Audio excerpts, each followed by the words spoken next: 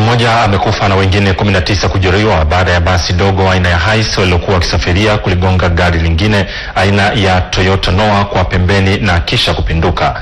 Ajali hiyo imetokea leo adhuhuri katika eneo la Ujenzi mjini Kigoma, ambapo majeruhi hao wamekimbizwa katika hospitali ya mkoa wa Kigoma Maweni kwa matibabu. Kisali Simba ndiye mwenye undani wa taarifa hiyo kutoka Kigoma.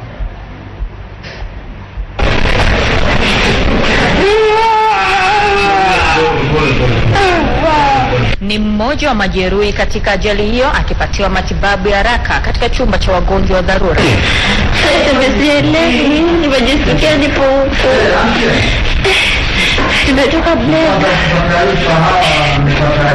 Kwa mujibu wa mashuhuda hao ambao pia ni waanga katika ajali hiyo iliyotokea wakati dereva wa Hiace aliyokuwa amepanda inayofanya kazi zake kati ya Kigoma mjini na Simbo Kigoma vijijini kuligonga ubavuni gari aina ya Toyota Noah kwa pembeni na kupinduka.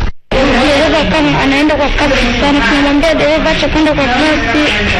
Tunaonyesha mtaki mnayo kufika, sasa palikuwa na gari nyuma zikawa zinakimbizana. Ndio akaona gari aina ya Noah inakata kona. Akataka kugonga ile gari kama iko. Sasa wakati nikikwepa ndio kukawa na Noah. Akakutana ile Noah kayo gonga kwa nyuma, ndio tukawa tunaingia kwenye msingi katika msingi. Unaona tu anakuwa kwa gari cheusi hivi kadogo. Ndio kushtuka hivi tuko chini. Anaenda sana. Akagonga mbele. Gari iko mbele.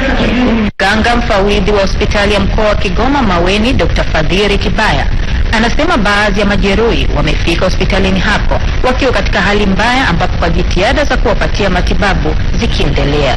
Ambaye chuma kimemchoma kwenye eneo la mbele la paji la uso, ambaye yuko fieta kwa sasa ili kuweza kujaribu kuweza kukitoa hicho chuma na kwa matibabu ya Jeshi la polisi mkoani Kigoma likithibitisha kutokea kwa ajali hiyo.